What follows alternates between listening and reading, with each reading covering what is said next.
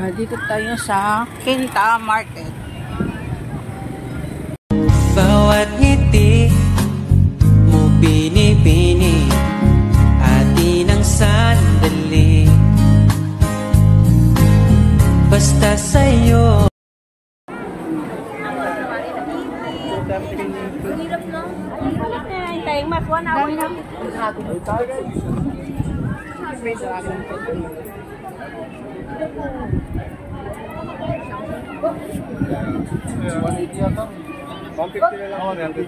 Magkano sa talaba? Magkano po dito? 100 talaba?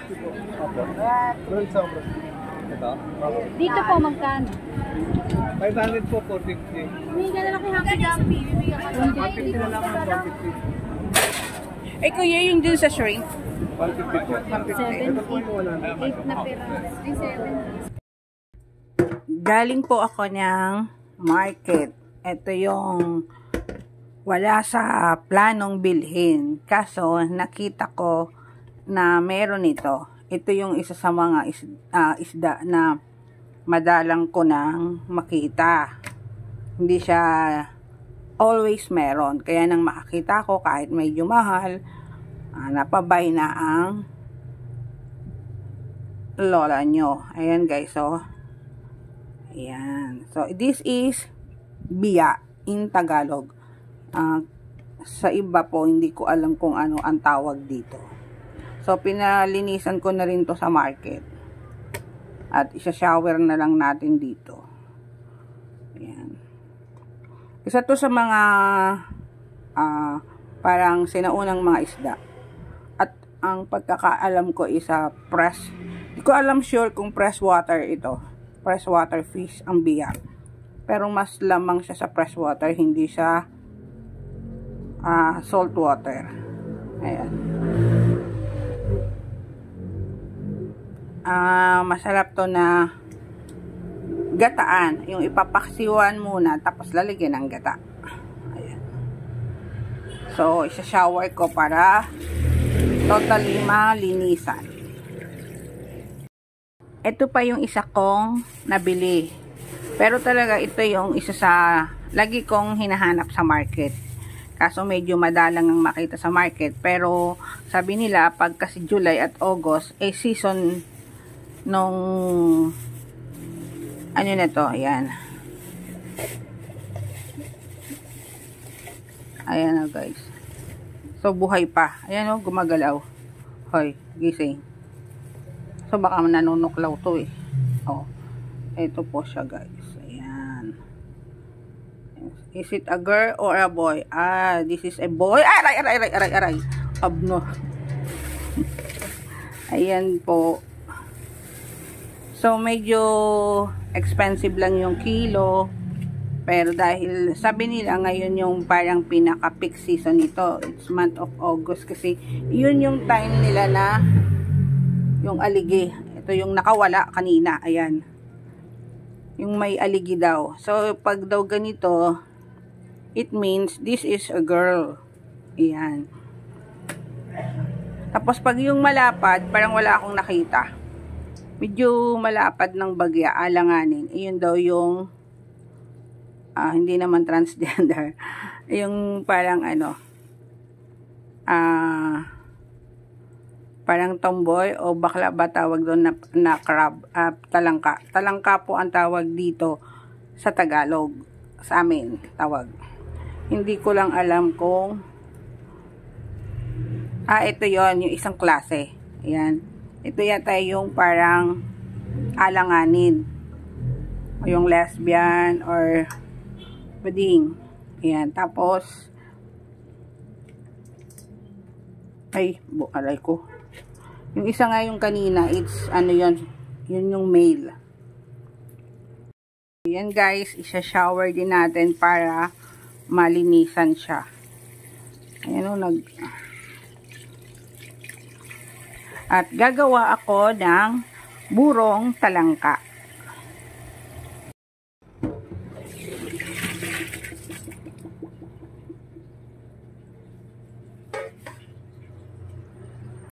Burong talangka is normally yung gumagawa at kumakain nito is mga ano ba yun, Kabalen or from Pampanga.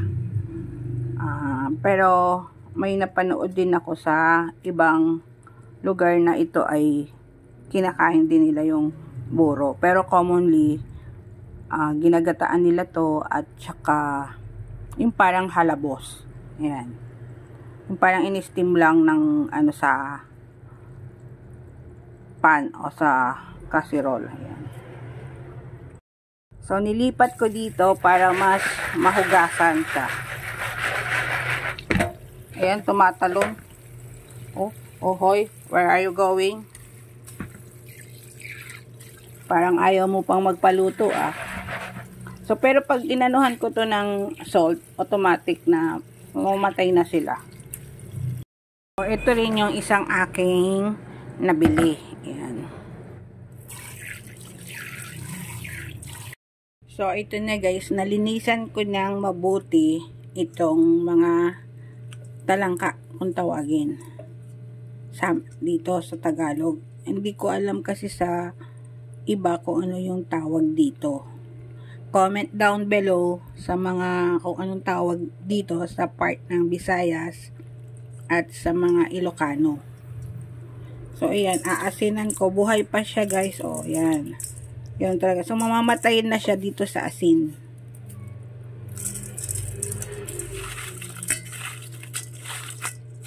Medyo nagsisipit eh.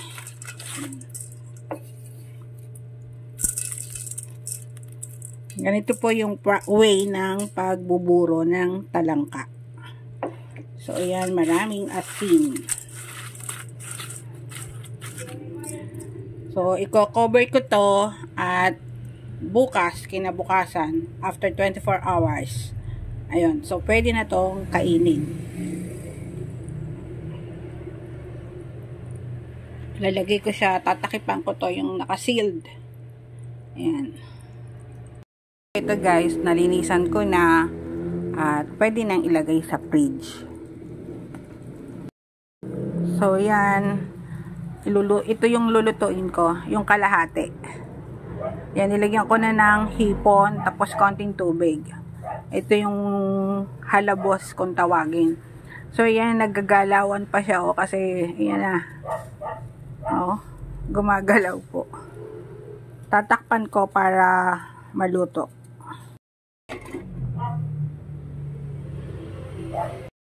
So, ito yung halabos, yung kalahati halabos. Yung kalahati, yun buro.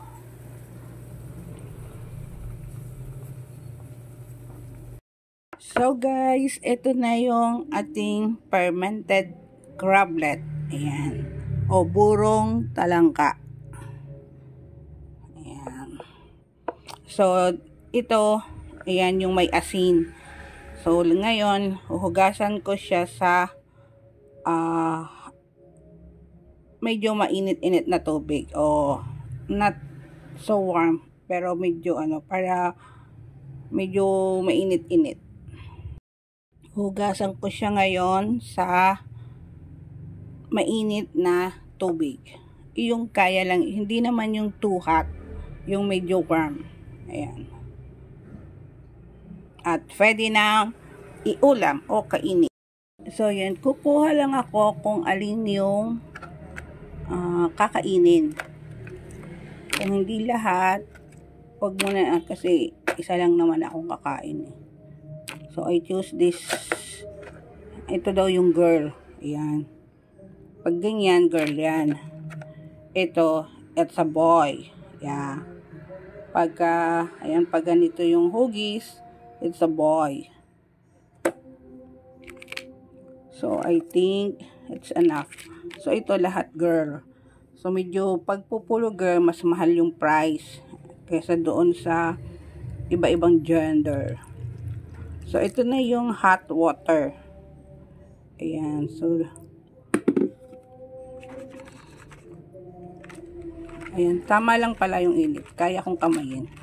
Oh, hot. It's really hot. A little bit hot. And then, i-drain natin siya. Ayan. So, hindi ko na wait. Ayan, na-drain ko na. And then, lalagyan ko ulit siya Yan. So, ready na tayo to share kung paano kainin itong burong talangka. So guys, so ito na yung ating burong talangka. So yan. At meron akong hot na kanin, mainit na kanin. Yan. So I get one.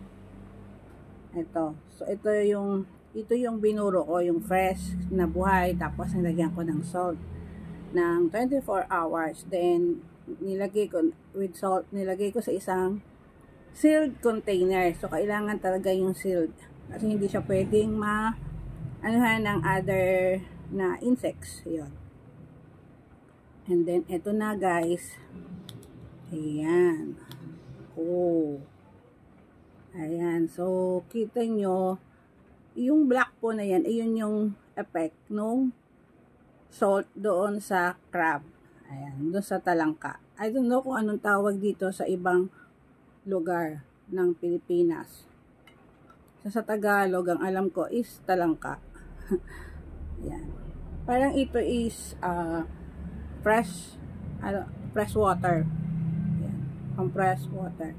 So, i-remove natin yung pinaka shell.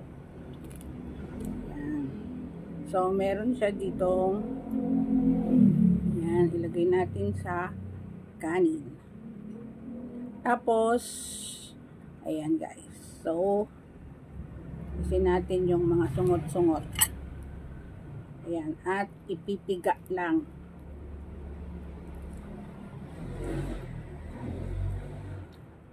Doon sa rice. Ayan. So, wala na. Ayan, and then, ayan guys, so ilalama sa kanin. Mix well into rice.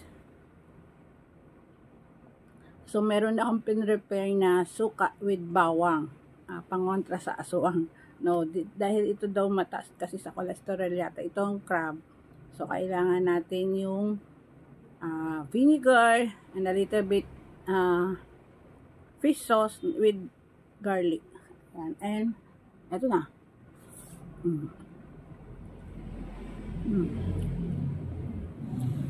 Itong burong talangka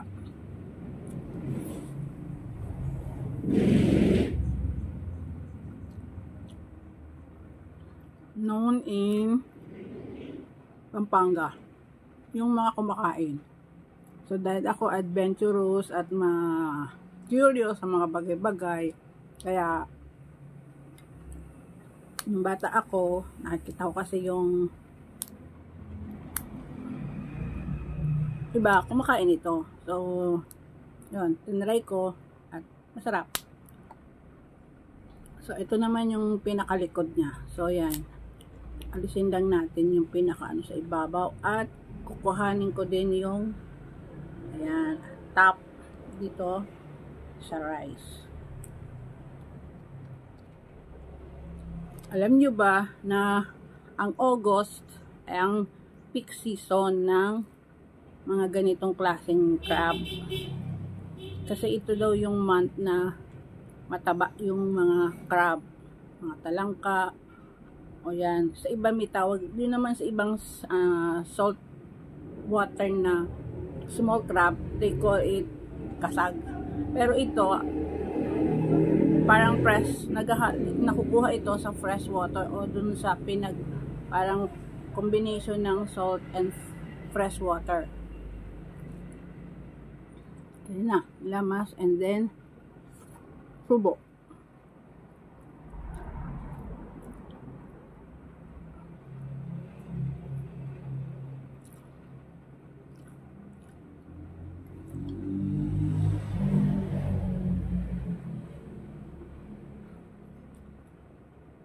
Mayroon pang ibang country na kumakain ng ganito.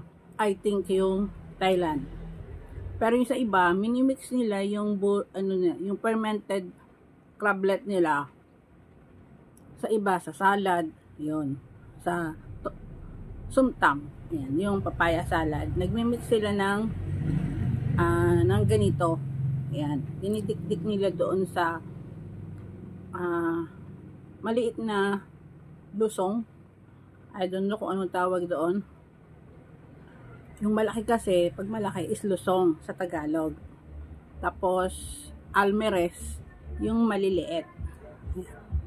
Comment down below dun sa mga kung anong tawag sa inyo nun. Yung dinidikdikan ng mga bawang sibuyas, sili, or ng nganga ng mga matatanda. So, ito naman ay yung parang sinangag ko. We call it halabos. Parang just like sa shrimp na we put a little water, then salt, and then yung shrimp, tapos hanggang sa mag-dry, and then mix sa fan. Ayan. So, ito yung halabos na crab. So, eto guys. Pakita ko. So, ayan. O, ayan naman. Ito yung niluto. So, ayan. Nakita nyo, may, ayan o, napakataba niya. So, may aligi siya.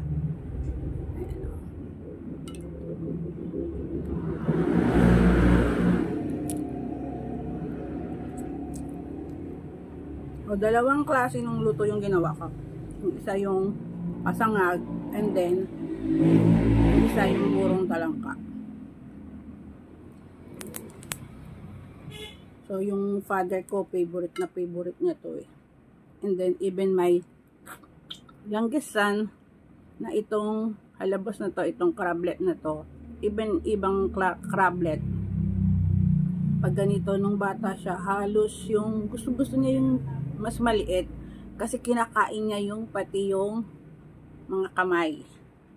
And then, ayan, ididip ko doon sa suka na may bawang with konting patis.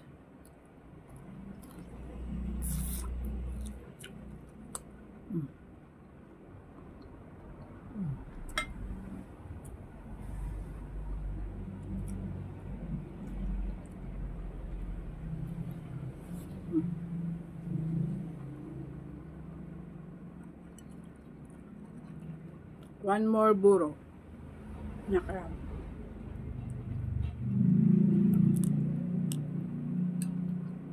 Yan. We'll open this. Ayan guys. Oh, ayan ang laman.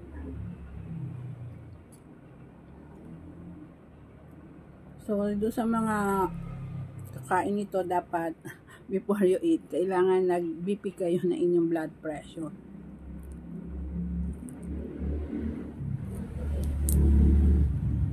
Kung napapanood nyo yung vlogger ng Pampanga, si Idol Romy Katakutan, yan.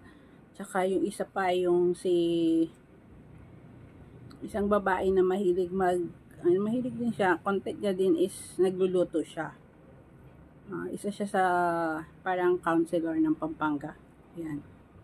So, pag nakita nyo siya kung kumain ito, yan, ganito siya kumain. Kailangan talaga is nakakamay. Yung aking hair umaano.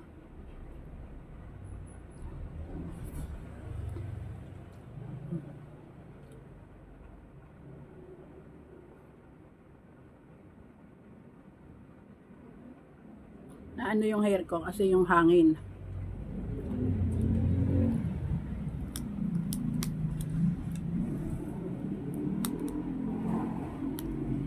Ano nila is parang hilaw siya tapos kinakain. So naluto po siya doon sa asin kasi yung way ng ganun yung way ng pagburo. So, lalagyan siya ng maraming salt. Yung mga itim-itim dito, yun po yung aligi. Kasi yung mga orange-orange. Ayan. So, recommended to pag press lang pag fresh yung crab o yung talangka na gawing buro. Kailangan press. O kung pwede talaga, buhay talaga siya. Hugasan na mabuti, tapos lalagyan niya ng salt para ma-ferment. Siguro napansin nyo, si Ma'am Shikon, nag-try lagi ng mga exotic food.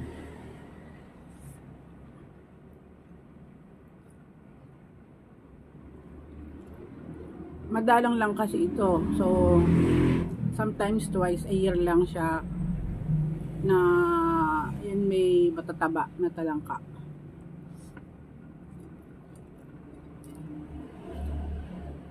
Pag peak season ng crab like July and August, usually medyo expensive yung presyo niya. At kasi hindi din ito common sa mga market. Kasi nga parang yung species nito dumadalang na rin. Parang ano na siya. Kasi yung iba naman kasi ginagawa itong pang ano sa mga isda, pang paing ba yan?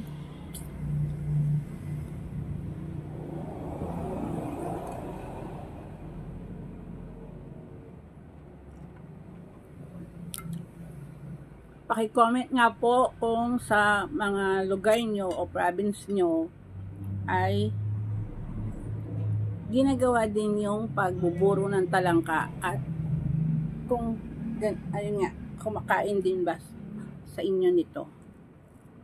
Kasi nakita ko to sa Pampanga. Yan, my father, my grandmother from my father is Kapampangan.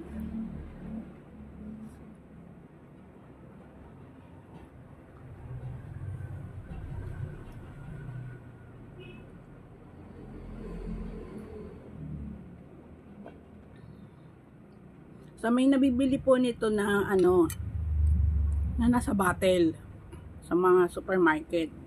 Meron yung galing sa crablet na ganito. Meron din naman yung galing sa alimango. Pero ito kasi ngayon, nagre-range na siya ng 600 per kilo. Ngayon, kasi nga, matataba, peak season. Tapos, pag puro girl yung pinili mo, yun nga mas mahal. Yun, nasa 600. Pero pag yung mix, medyo nasa 500 lang siya.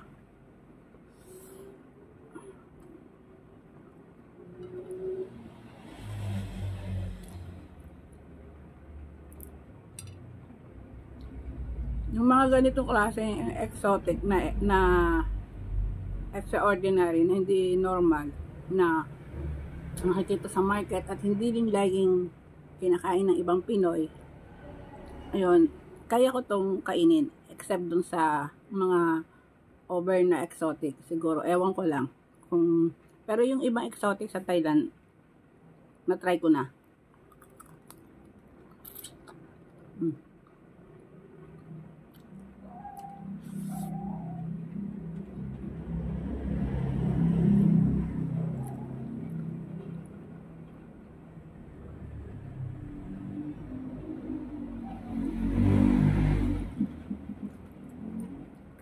Para sa mga kabalen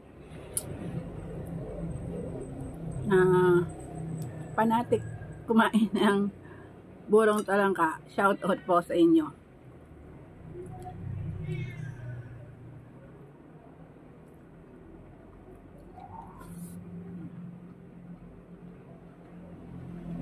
At sa lahat po ng subscribers, silent followers, thank you so much sa continuous support and ayun nga, sa laging pagsama, panonood at keeping in touch sa aking YouTube channel.